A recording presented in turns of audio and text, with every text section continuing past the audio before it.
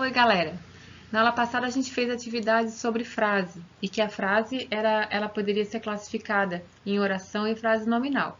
Então, lembrando rapidinho, o que é uma frase, primeiramente, é qualquer enunciado com uma ou mais palavras que emite alguma mensagem, que faz sentido, que dá para a gente se comunicar. Essa frase, na escrita, ela marca o início dela com uma letra maiúscula e o final com uma pontuação, ponto final, interrogação, exclamação. E na fala, com a entonação da voz. E essa frase, ela pode ter verbo ou pode não ter verbo. Se ela tiver verbo ou uma locução verbal, ela é chamada de oração. E que se ela não tiver nem verbo, nem locução verbal, ela é chamada de frase nominal. Lembraram? Então, segue agora para a correção. Próxima página. Aqui a gente tinha que analisar as frases abaixo, quais delas, além de ser frase, também eram uma oração. Então, todas elas são frases, todas elas passam uma mensagem, mas nem todas elas têm verbo, e eu só quero encontrar as que têm verbo, porque daí elas são chamadas de orações. Na letra A, parabéns por tudo. Passa uma mensagem sem verbo, ela é chamada de frase nominal. Letra B, que comportamento agressivo? De novo, é uma frase nominal porque não tem verbo. Será que ele vem hoje? Vem é um verbo, então agora eu passei uma mensagem, é uma frase, e essa frase é chamada de frase verbal ou oração porque tem verbo, tá ali, ó, marcado já com um X. Eu quero, oração de novo, por quê? Verbo querer. Agora, por favor, passou uma mensagem de novo, um pedido, só que não tem verbo, é frase nominal, eu não marco. E a letra F eu vou marcar de novo como oração, porque eu tenho aqui o verbo pensar. Nem pense nisso. Então, como resposta ficou a letra C, a letra D e a letra F. Parte para número 2. Coloque A para frases nominais e B para orações. Que piada engraçada? Não tem verbo, frase nominal. Silêncio, não tem verbo, frase nominal. Não pise na grama. Pise, verbo pisar. B, oração. Letra B. Todos começaram a rir. Começaram a rir, frase verbal, oração. Começar é verbo, rir também. Começaram a rir. É uma locução verbal. Atenção. Atenção é substantivo, então não é verbo. Atenção e silêncio é a mesma explicação, ó. Atenção é substantivo, aqui, e silêncio também, ó. Se eu colocasse faça silêncio, eu quero silêncio, aí seria oração, quero, façam. E também preciso de atenção, seria de novo verbal, oração, porque precisa é verbo. Mas foi usado só o substantivo, tanto em silêncio como em atenção. Por favor, dê-me um cigarro, verbo dar, oração. Boa noite, estou desejando boa noite, mas não usei verbo nenhum, frase nominal. O dia amanheceu nublado. Amanheceu é verbo, é uma frase com verbo, oração. Com licença, eu pedi licença, mas não usei verbo, frase nominal. E deixe-me passar. Verbo de novo, oração. Deixe-me passar. Passar também é verbo. Ok? Segue a número 3. Aponte a alternativa cuja frase não seja oracional, não seja uma oração. De novo, não, agora eu quero que não tenha verbo. O mal com o bem se paga. Paga é verbo. Então, essa daqui não é a que eu quero uma que não tenha verbo. Devagar, travessia de pedestres. Aqui eu tenho a resposta, ok? Não tem o verbo, letra B é a resposta. Por que a letra C não é? Paulo deu gargalhadas. Deu é verbo. E a letra D, olhe como o céu está azul. Eu tenho verbos, ok? Se eu colocasse na letra B assim, ó, vá devagar, ande devagar, aí seria verbal também, seria oracional também, ok? Devagar não é verbo, devagar é o que nós vimos na aula passada, é um advérbio de modo. Ande como? Devagar, mas o verbo não apareceu na frase, por isso é uma frase nominal. Ela não é oracional, ela não é oração. Número 4. Observe a tirinha e responda em seguida. Já engessei seus braços e pernas. Antes de ver a pergunta, olha lá, ó. Engessei. Engessei é o que gramaticalmente? É um verbo. Agora, uma notícia ruim. Essa frase aqui é frase verbal? É oração ou é nominal? Agora, uma notícia ruim. Não tem verbo. Então, aqui eu tenho uma frase nominal, certo? Aqui eu tenho uma frase nominal. Aqui eu tenho uma oração, porque eu tenho o verbo engessar. E na terceira fala, qual doutor? Não tem verbo de novo. Então, aqui eu também teria uma frase nominal. Vai coçar. Vai coçar é uma ação. Então, isso daqui é uma locução verbal. São dois verbos trabalhando juntos. Tem uma locução verbal. Se eu tenho uma locução verbal, eu tenho o quê? Uma frase verbal, ou seja, dizer que eu tenho uma frase verbal é a mesma coisa que dizer que eu tenho uma oração. E aí agora vamos ver as perguntas. Nessa tira que nós acabamos de ler, temos exemplos de frases sem verbo, que a gente escreveu lá atrás, e de orações. Identifique-as. As frases sem verbos. Agora uma notícia ruim. Lembra que a prof colocou ali que não tem verbo? Qual doutor? São as duas que não têm verbo, ou seja, são as duas frases nominais. E eu tenho duas orações. Já engessei os seus braços hoje. Lembra que a gente já grifou lá atrás o verbo. E vai coçar. Vai coçar a locução verbal. E locução verbal ou verbo, não importa se é locução verbal ou se é verbo, marcam a frase como oração. E a letra B. Que locução verbal foi usada em uma das orações da tira? Locução verbal, vai coçar. Dessas duas, qual é o verbo principal e qual é o verbo auxiliar? Daí eu tenho que pensar o seguinte, o verbo principal é aquele que indicou a ação. Vai coçar. Qual é a ação? É o vai ou coçar? A ação de coçar. Então, o verbo principal é o verbo coçar. E qual é o verbo auxiliar? O verbo auxiliar é o vai. Para que serve o verbo auxiliar? O verbo principal, o coçar, é aquele que me indica a ação, é o principal. E o auxiliar me serve para indicar qual é o tempo e qual é a pessoa, tá? Coçar. Se eu tirar o vai, fica assim, ó. Coçar. Quem? O que? Quando? Qual é a palavra das duas que tem aqui que me indica a pessoa? Se é a primeira, segunda ou terceira pessoa. E se é presente, o tempo presente, passado ou futuro, é o vai. Ó, vai coçar, irá coçar, ok? Então, o principal é aquele que indica a mensagem, a ação, que é o coçar. E o auxiliar é o que dá o tempo e a pessoa para o verbo principal, ok? Segue.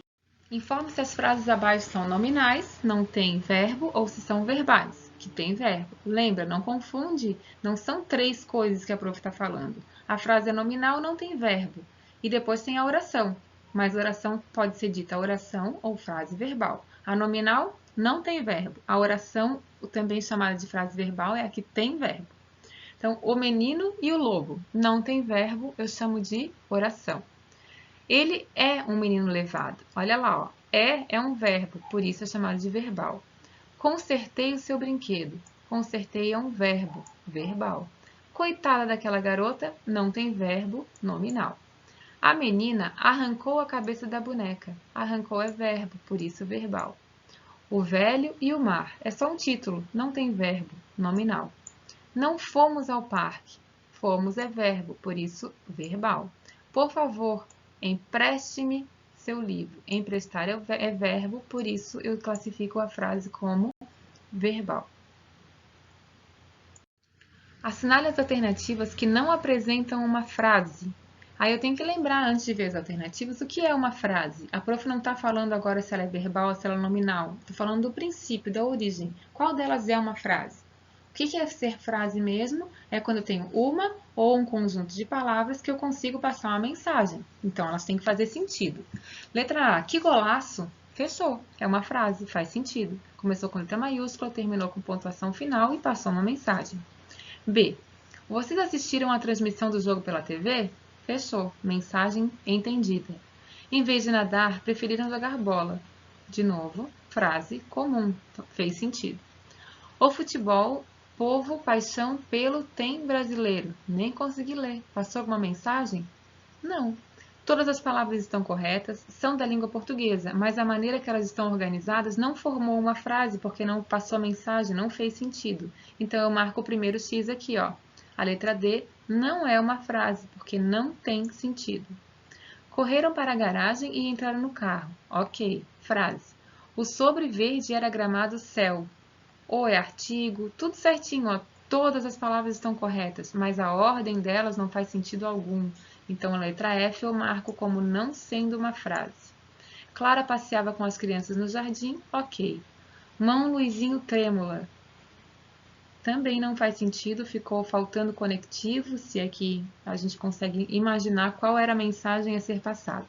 Então, não fazem sentido, não tem sentido completo as letras D, F e H, certo? Assinale com um X as frases nominais, as frases que não têm o quê? Não tem verbo. Que medo é o primeiro exemplo, não tem verbo algum. Ele chutou a bola, não vou marcar porque isso aqui é oração, chutou é verbo. Coitadinho do garoto, não tem verbo de novo, frase nominal. O povo odeia os governantes corruptos, odeia é verbo, então é oração, eu não marco. Transmitirei o recado à sua namorada. Transmitirei é verbo, não marca porque é oração, não é frase nominal. Coragem, companheiro. De novo eu passei uma mensagem agora sem verbo, então eu marco como frase nominal. Que voz estranha? Sem verbo, frase nominal. A lanterna produzia boa claridade. Produzia é verbo, então não é frase nominal, é oração. Luizinho, não! Não tem verbo, frase nominal. As risadas não eram normais. Eram é o verbo ser no passado, é oração, não é frase nominal. Que alívio, não tem verbo, frase nominal. Então, tá um X já marcado do lado, frases nominais. Letras A, C, F, G, I e K. Número 8. Verbo. 1 para frase nominal, não tem verbo. 2 para oração com verbo. Que bela paisagem, não tem verbo. Bom dia, não tem verbo. Coma devagar. Comer é verbo, primeira oração. Durma bem. Dormir é verbo, oração. Não insistirei mais. Verbo, oração. Cumpriremos a nossa promessa. Cumprir é verbo, oração. Mais diálogo, senhores educadores. Não tem verbo, frase nominal. Entrada franca. Não tem verbo, frase nominal. Que turma unida e confiante. Não tem verbo, frase nominal. Quando você esteve lá, olha lá o verbo, oração. Não saia sem agasalho. Sair é verbo, oração. Belíssimas palavras.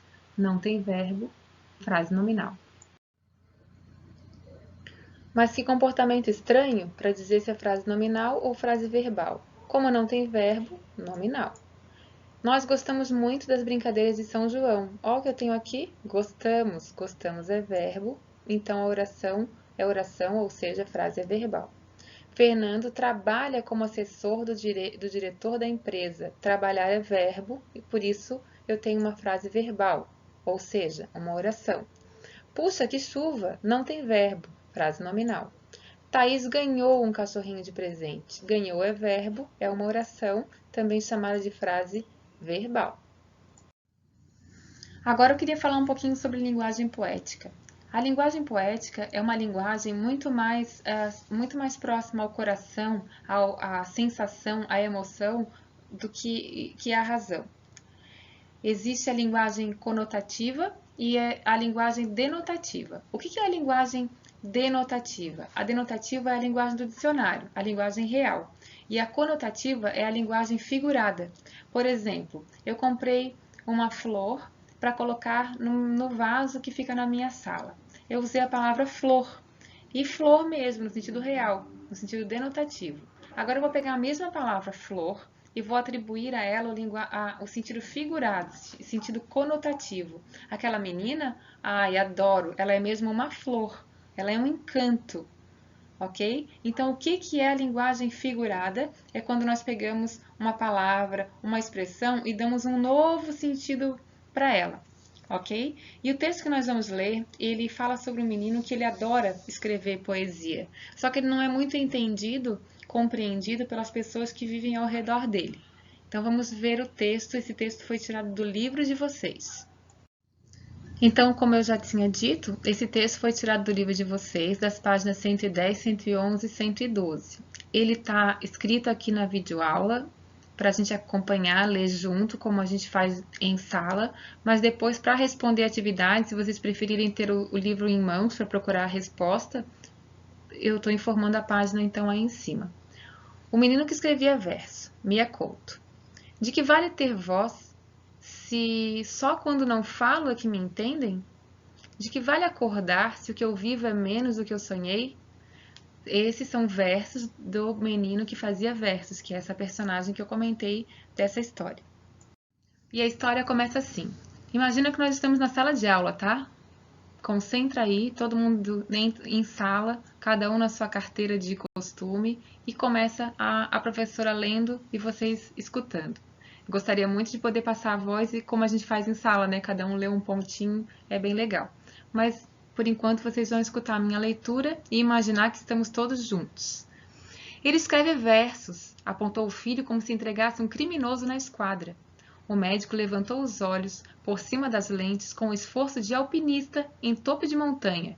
Há antecedentes na família? Desculpe, doutor. O médico destrocou-se em tintins, detalhes. Dona Serafina respondeu que não. O pai da criança, mecânico de nascença e preguiçoso por destino, nunca espreitara uma página. Lia motores, interpretava chaparias. Tratava-a bem, nunca lhe batera, mas a doçura mais requintada que conseguira tinha sido em noite de núpcias, quando ele disse para ela: Serafina, hoje você cheira a óleo castrol. Tudo corria sem mais, a oficina mal dava para o pão e a escola do miúdo, da criança. Mas eis que começaram a aparecer pelos recantos da casa papéis rabiscados com versos. O filho confessou, sem pestanejo. Era dele a autoria do feito. Ele havia escrito. São meus versos, sim. O pai logo sentenciara. Havia que tirar o miúdo da escola. Aquilo era coisa de estudos a mais, perigosos, contágios, más companhias. Pois o rapaz, em vez de se lançar no esfrega-esfrega com as meninas, se acabrunhava nas penumbras e, pior ainda, escrevia versos. O que se passava? Mariquice intelectual? Ou carburador entupido? Avarias dessas que a vida do homem se queda em ponto morto? Dona Serafina defendeu o filho e os estudos. O pai, conformado, exigiu então que ele fosse examinado. O médico que faça a revisão geral. Queria tudo, que se afinasse o sangue, calibrasse os pulmões e, sobretudo, lhe espreitasse o nível de óleo na fígado. Houvesse que pagar por sobressalentes, não importava. O que urgia, o que era urgente, era por cobro aquela vergonha familiar. Olhos baixos, o médico escutou tudo, sem deixar de escrevinhar num papel. Aviava já a receita para a poupança de tempo. Com enfado, o clínico se dirigiu ao menino. Dói-te alguma coisa? Dói minha vida, doutor. O doutor suspendeu a escrita. A resposta, sem dúvida, o surpreendera. Já a dona Serafina aproveitava o momento. Está a ver, doutor? O médico voltou a erguer os olhos e a enfrentar o miúdo, a criança. O que fazes quando te assaltam essas dores? O que melhor sei fazer, excelência. E o que é? Sonhar. O médico já sacou a situação. Antes de continuar, vocês devem ter percebido que os pais do menino, além de não ter tanta instrução, o pai é extremamente machista, ok? E o médico, no início, não deu a menor atenção para a mãe do menino e muito menos para o menino. Estava já pensando o que iria dar de receita, de remédio, para ganhar ainda um troquinho com isso. Quando ele percebeu que o menino realmente tinha, e ele, uma pessoa de instrução, vai valorizar essa característica dele. Quer ver?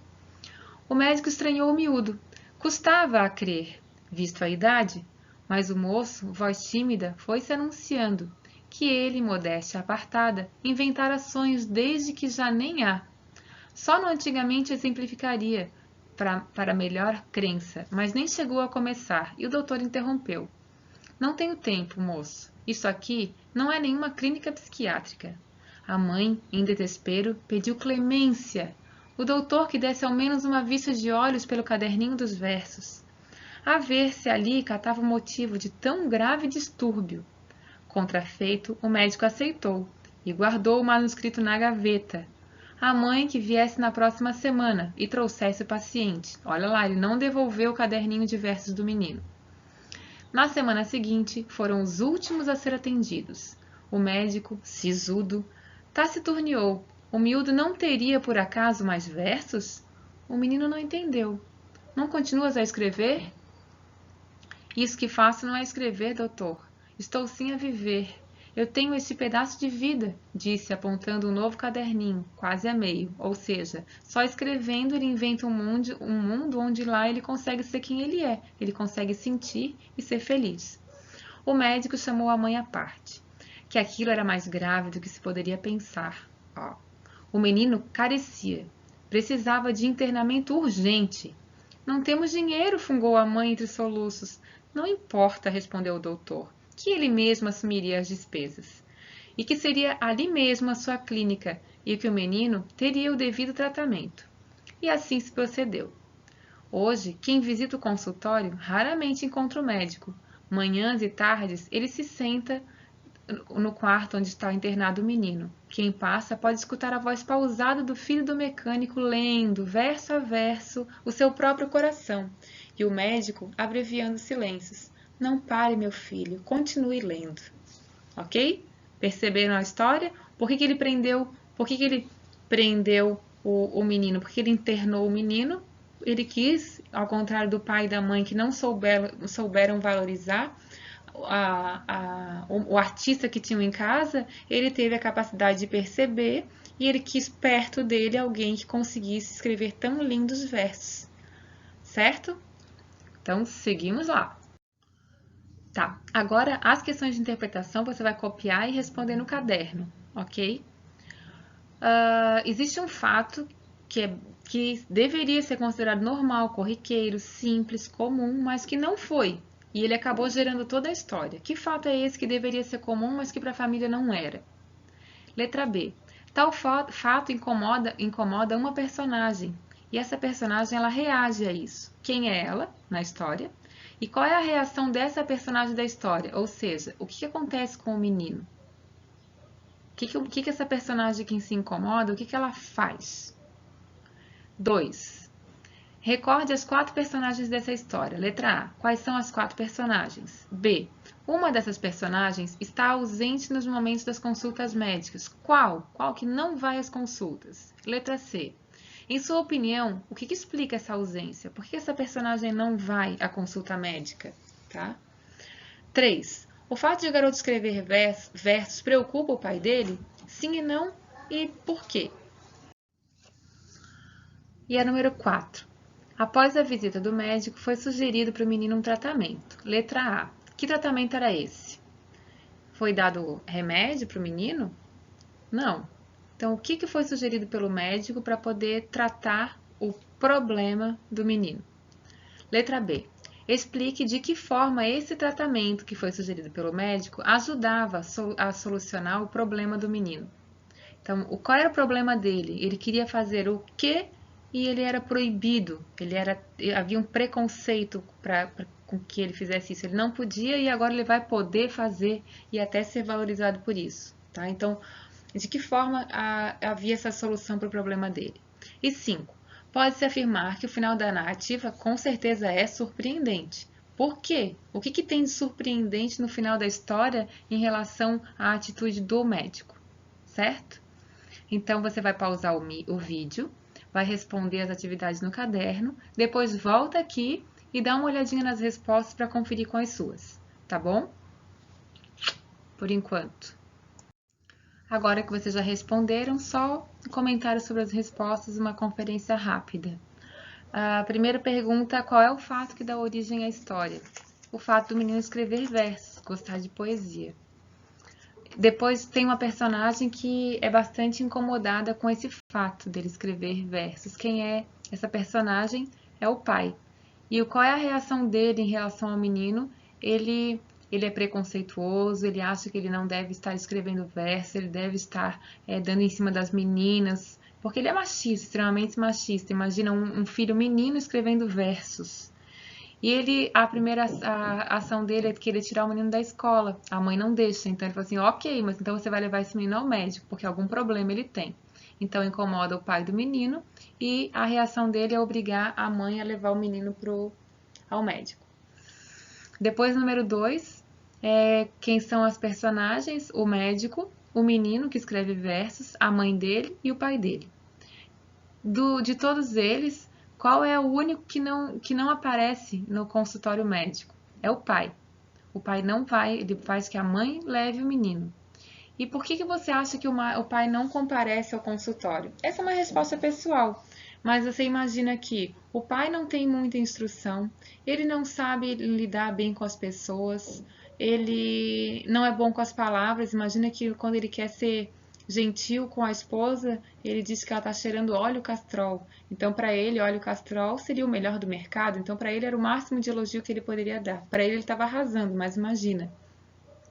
Então, ele deve ser uma pessoa mais reservada, mais ele e os carros dele consertando, né? A mulher que resolva. Acho que essa é uma possibilidade de resposta. Talvez também ele não tenha muito orgulho do filho, pelo filho ser o que ele não considera algo positivo. Enfim, aí podemos discutir outras respostas só na aula online. Se alguém precisar, depois anota, ok? E a 3. Por que incomoda? Por que o pai se incomoda quando ele descobre que o menino quer fazer versos? Ele acha que isso não é, como eu comentei lá até na número 1, ele acha que escrever versos não seria algo positivo, especialmente para um menino, para uma criança do sexo masculino. Extremamente machista, ele acha que um menino escrevendo versos teria um sério problema para ele diante da sociedade, tá? A 4 e a 5 agora. E a 5, letra A, qual foi o tratamento aconselhado pelo médico? Internar o menino. E como é que esse tratamento, de certa forma, ajuda a resolver o problema do menino? É porque ele queria o quê? O que ele gostava de fazer? Escrever versos, tá? Ele não podia ir em casa porque o pai não deixaria fazer aquilo ali. Então, no consultório, ele vai estar longe do pai, longe da censura do pai, e ele vai poder fazer o que ele quer, que é escrever poesia. E na última, a história é surpreendente, e aí a gente tinha que explicar por que a história era surpreendente. Então, por várias situações, né? Primeiro, em vez do médico tentar impedir a escrita do médico, a escrita do menino, como o pai e a mãe queriam que ele fizesse, ele faz o contrário. Ele simula do jeito dele, né, fazendo ele ficar só com ele simula que o menino escreva, que ele desenvolva essa parte artística dele, essa parte poética. Além disso, a gente percebe no final que ele fica horas e horas no quarto com o menino escutando as novas poesias, os novos poemas que ele produz, acaba meio que deixando a profissão dele para segundo plano. Claro, o primordial, o mais importante para ele é escutar os versos do menino. Ok? Então, nos encontraremos logo logo. Fiquem bem. Beijo, beijo. Saudade.